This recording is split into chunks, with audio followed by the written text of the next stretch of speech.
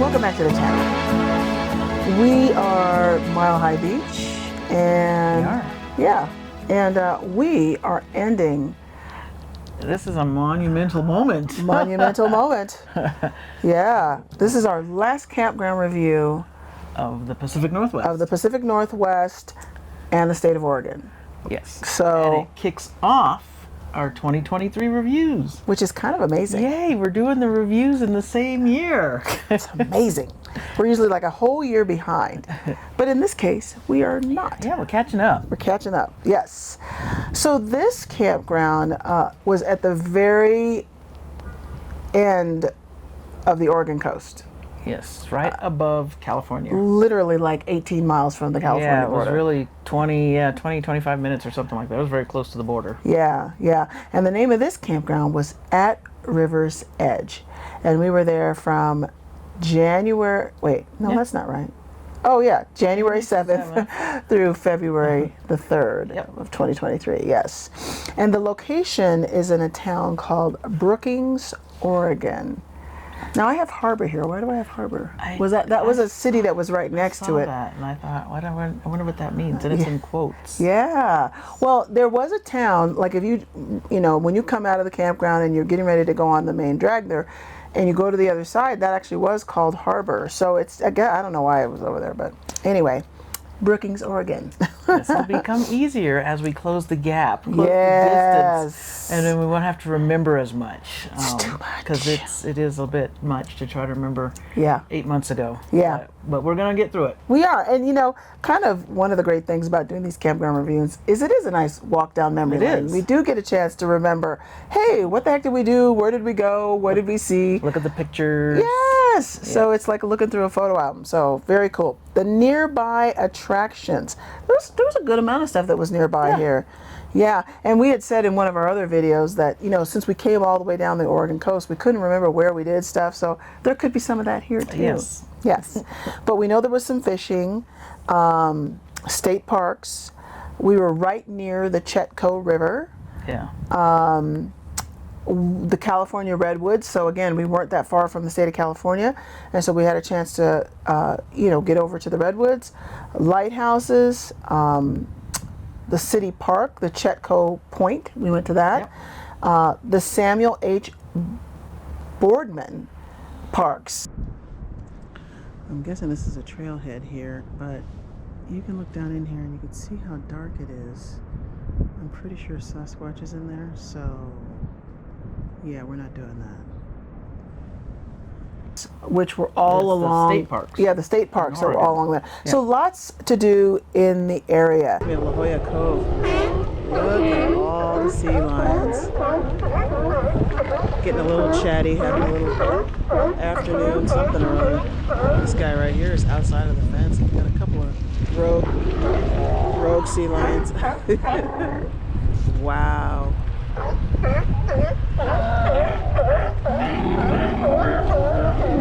And so when you think about how we used RV Trip Wizard, how did we use that to get to this spot?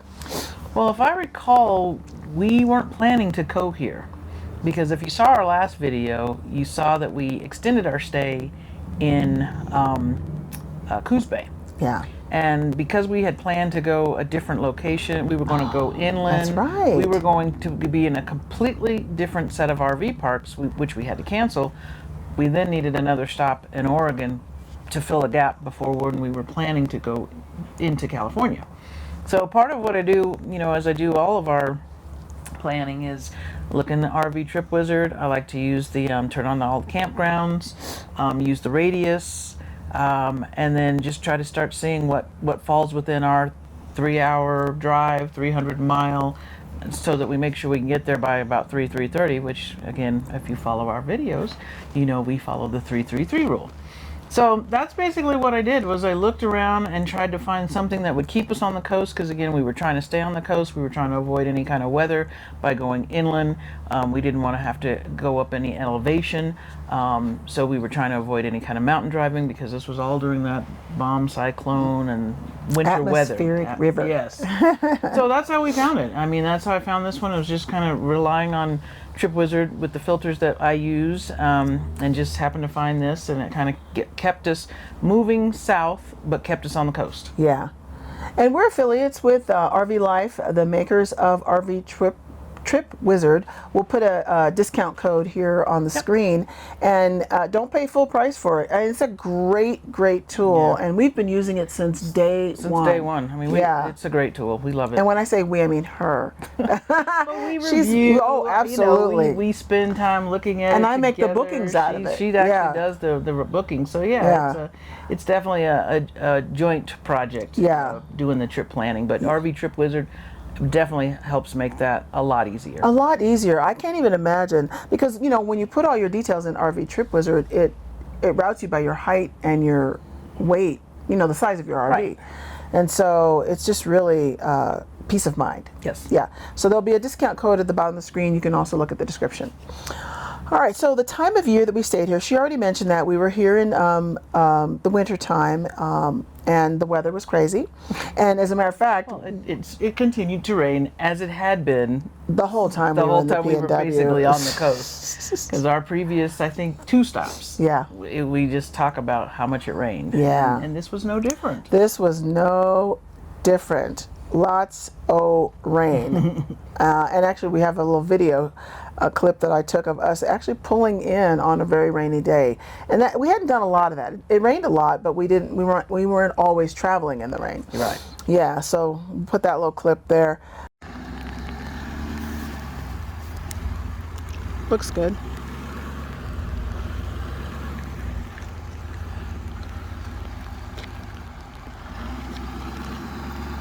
Looks good. The camper looks straight. You turn the truck to the driver's passenger side.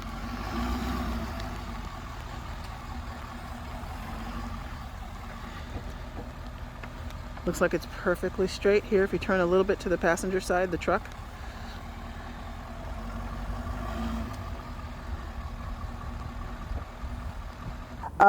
So hookups to this site. Yes, full hookups, water, power, and sewer. Yep. We did lose power on a couple of occasions. Again, this was a weather thing and an area thing, because you know, you call the office and you're like, yeah, you know, we lost power, and they're like, yes. That's because the whole city's grid is down. Right. So that's what we found, you know, as we again came down the coast, and particularly in some of these small towns. You know, the power grids are very susceptible to weather. Yeah. So if it got really windy or rained a lot, for whatever reason, it seemed that these power grids would go out temporarily. Yep. It wasn't anything where we had to turn the generator on, but you know, we did. Oftentimes it was just a blip. Just a blip. Sometimes it might be a little longer, but and if we did need to, we could use the generator. But yeah, most of the time it was just a blip. And the reason we notice these things is because we're still working. So you could be in the middle of a Zoom call or middle of a Teams call, and the whole thing just shuts down. It's like, excuse me a moment. More left rudder. Put down more flap.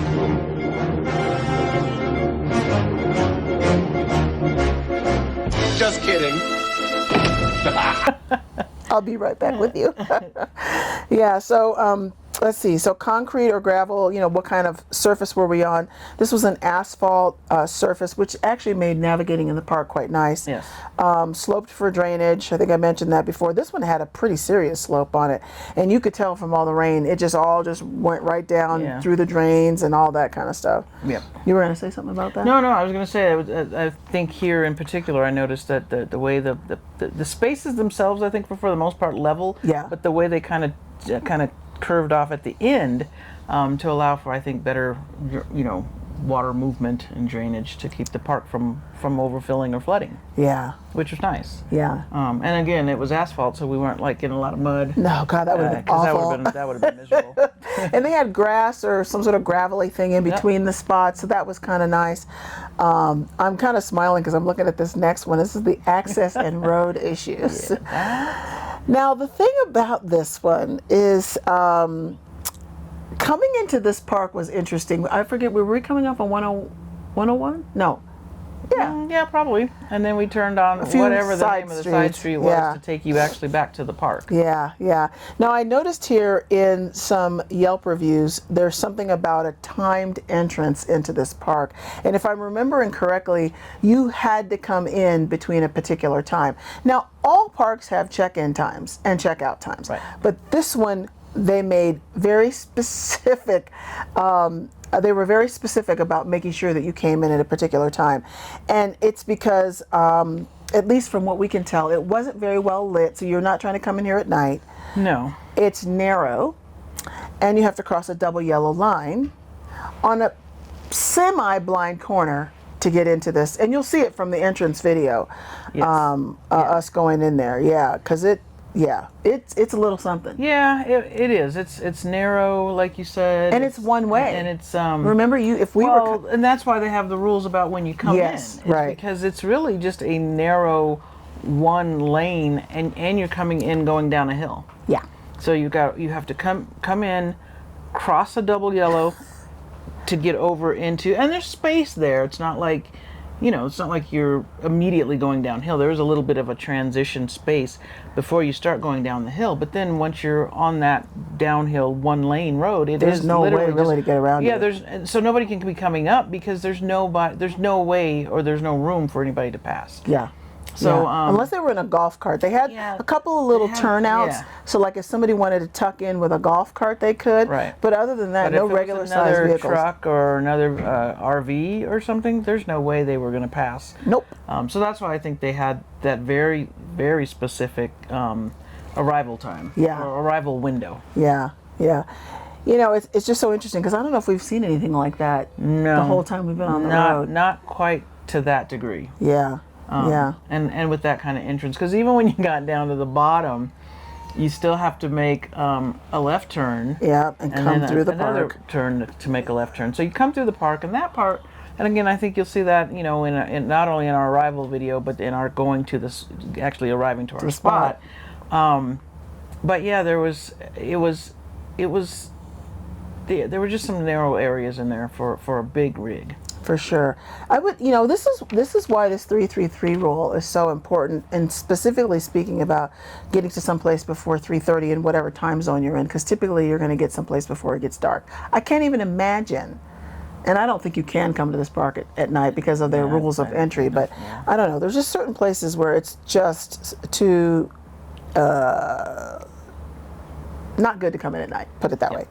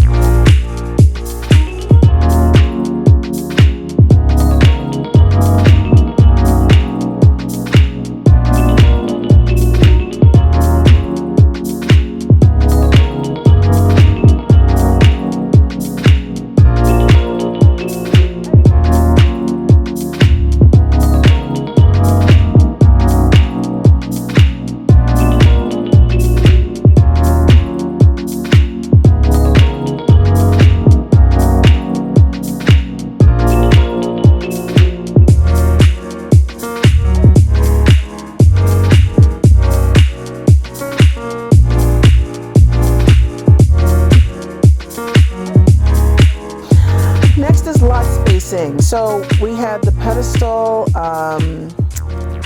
and we had the patio down. It was tight, but the park was kind of empty. Did so we even have the patio down? We probably didn't have the patio down because it was raining. So much. I'm not sure we had it down, but I'm not sure we could have put it down. Oh, that's right.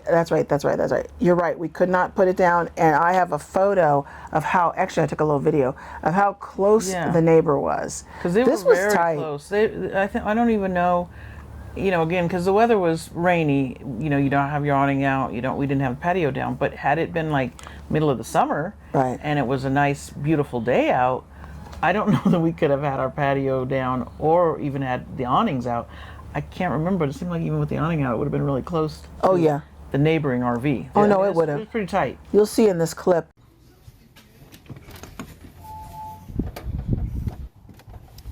This is what we mean by lot spacing.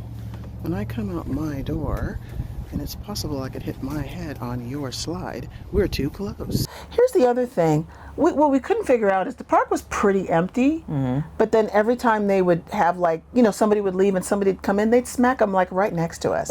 I'm like, wait a minute, you got 5 other spots over there. Why is this person like right next to us? That was a little bizarre because there was a guy that came in. He had a Class A, and he was towing a trailer. And yeah, there was several spots beyond him that were empty. I think and stayed empty. So I'm not sure why they kind of put him right next to us, but at any rate, it just kind of highlighted how close the spots really were because he was right there. Yeah. So you felt kind of tight in there. Yeah. The next area is Wi-Fi and cell service. We had no problem with Verizon. We used our Starlink, and there was no issue with tree coverage here. The campground Wi-Fi was good. Phone was fine for streaming. You know, so as far as streaming and working and all that, we didn't have any problems with that. Laundry facility, yes. We'll see some photos of this, but we had the laundry facility was kind of a small area, kind of an interesting pass through from the laundry area into the office. What do I have here? Near the rear, coin operated. I can't even read my own handwriting. That's what happens when so much time passes. Yeah. And you try to remember what your little notes say. Yeah, I don't know why. Well, they had laundry, so I don't know. Yeah. I don't even know if I ever went in the laundry. No, you didn't. I know you probably did, but yeah. I don't know. Yeah, I don't know what. Anyway. So I think these notes go to something else. But anyway, let's move on, shall we? So other amenities worth noting. What was interesting about this park, and we see this in other parks, is there's kind of a homesteading side. You know, there's a whole side of the park where it looks, you know, people are skirted, they got a lot of stuff around their RV. These are people that aren't going anywhere anytime soon. Maybe they're there on a month to month for an extended period of time.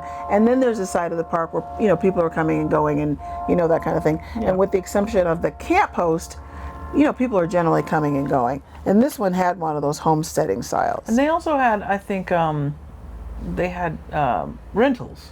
Yes. And I don't even know. Oh, those little rentals were kind of funny. Yeah, it was kind of. I have cabins and huts. Yeah, they weren't kind of their.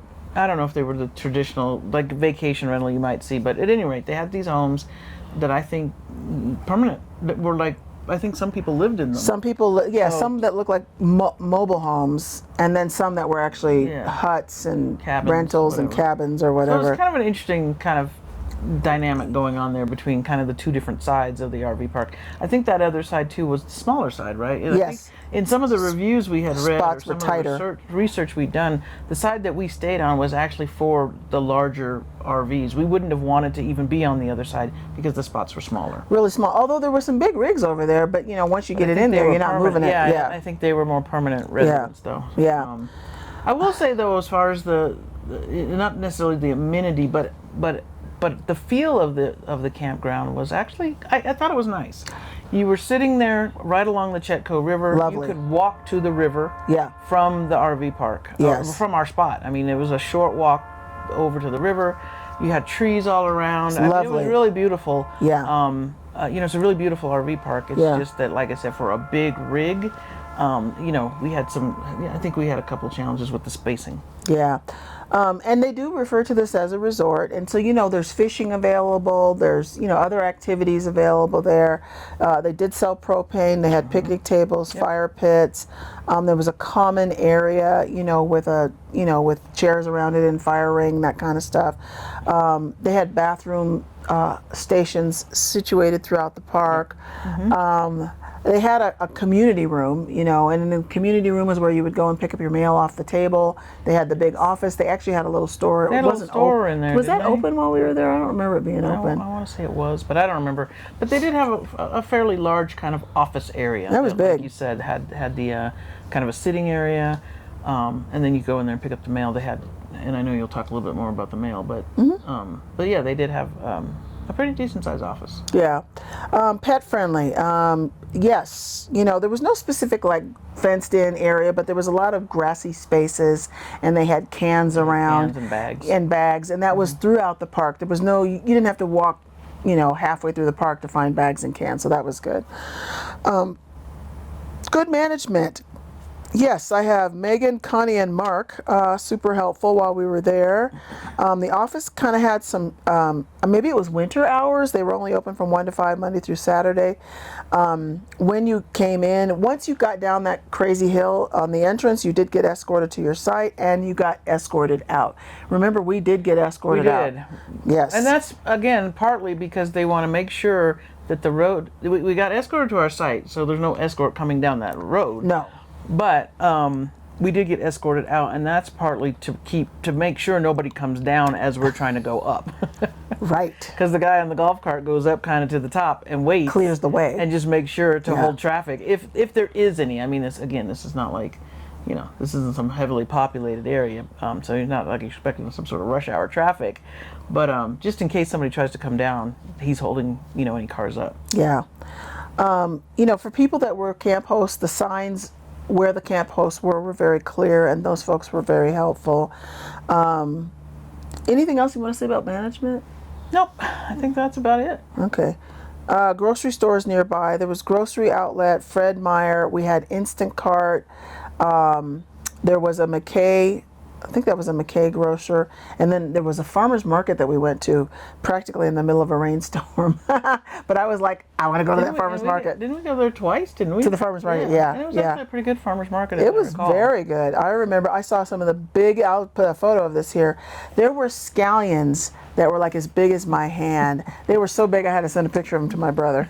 So big and so yummy. So yeah, I thought it was a really nice farmer's market. And the nice thing about the farmer's market is it was indoors. Yes. It was under it was under like a giant. Part of it was under a tent, and then the other part was in a building. Yeah. Yeah. So all you had to do was park outside, because again, since it rained so much, they were able to continue to have their farmer's market in the rain. Yeah, and I think the farmer's market was open on Wednesday and Saturday, which was also nice. It wasn't just, because I think, a lot of people in the area actually use it for their, their grocery provisions and whatnot. Let's see, so nearby Camping World, Ace Hardware, there was a Harbor Freight in Crescent City, a Tractor Supply in Crescent City, and Crescent City was the first city at the California border. Yeah. Yeah. Which again was like 20 miles away. It wasn't that far.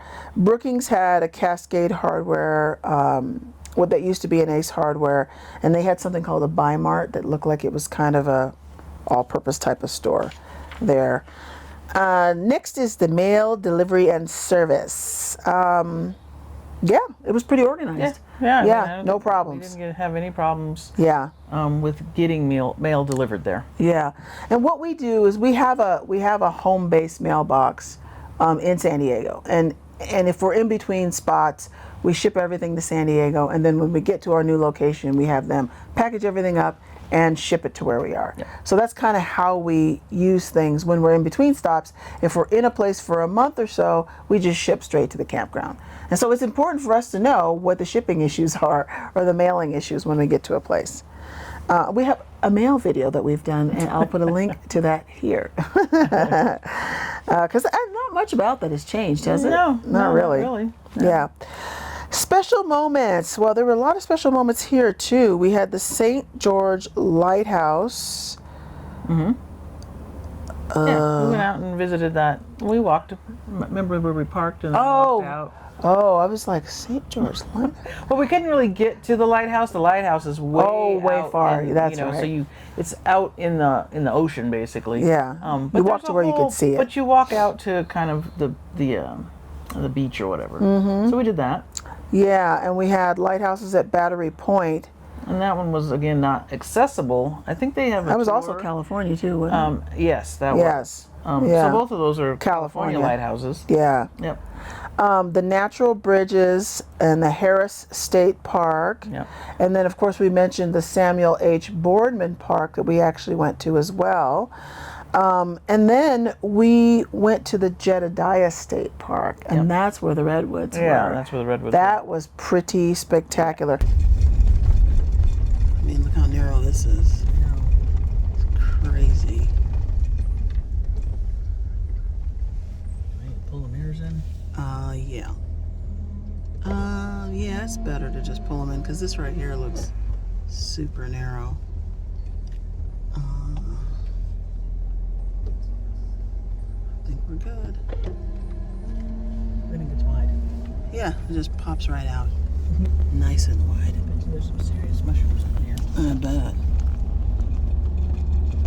I still have a photo on my computer home screen that I took from there. That was pretty special. Yeah. I have MLK Day here. Yeah, I saw that. I don't know what that was. I mean, it was. Was it a parade? MLK Day? It was MLK Day while we were there, but I don't know that we did anything in It's under particular. special moments. I thought we did I don't something. know what we did. Well, if I find a photo, I'll put it in here. Okay. You know what happens with these, and it's a little sheet I fill out. As soon as we get to a place and as things happen, I just record it. And then Try to write it down. Just try to write it down. So we don't forget. So I don't forget. And then, then- sometimes we do. And then we forget anyway.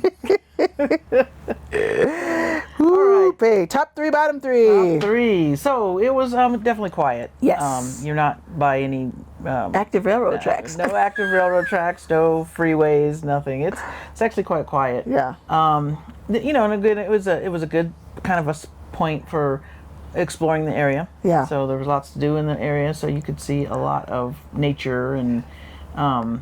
That's right, because we saw deer on the campground Just right there. a couple of times. Right out the window. I would take Charlie out for a walk at night, and then I'd look over and You're like, what is I that? was like, oh my gosh, so there'd be deer over in the side. So there was always, the campground was actually quite nice from a kind of camping kind of feel. Feels, yeah, for sure.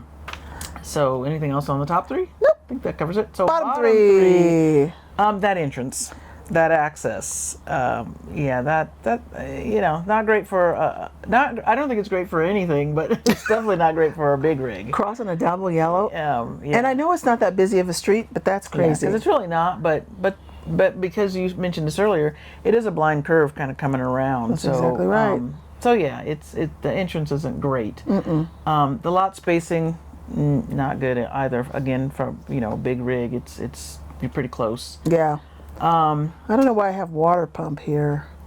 Yeah, I don't know. I don't either. Okay, and then the last thing is the power. And then the last was the power grid. You might have water pump there because they were on a water pump system. Oh, because they were on well water. They're on a pump, yeah. Yeah. So the pressure might have been a little low. Yeah. I think that might be why you had that there. Okay, yeah.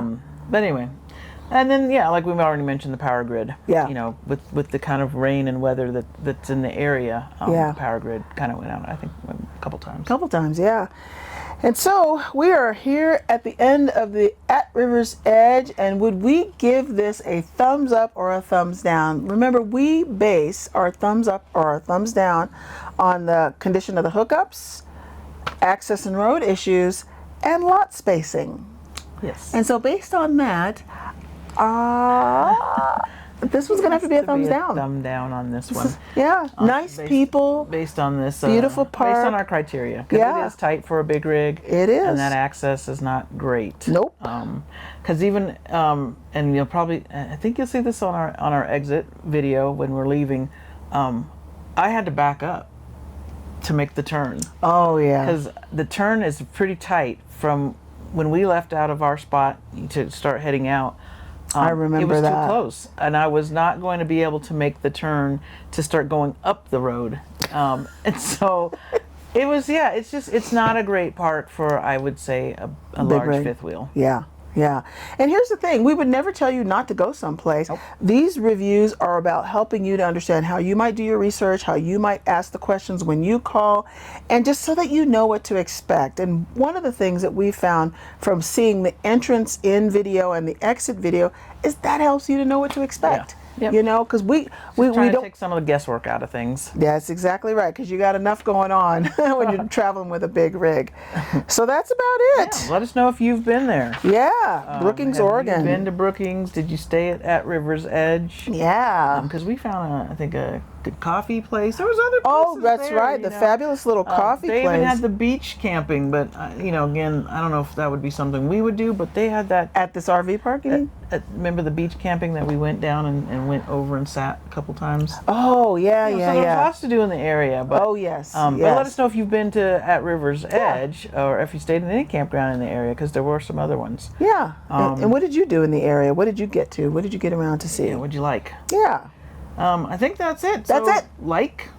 Like, subscribe, share. We are trying to get to 1,000 subscribers.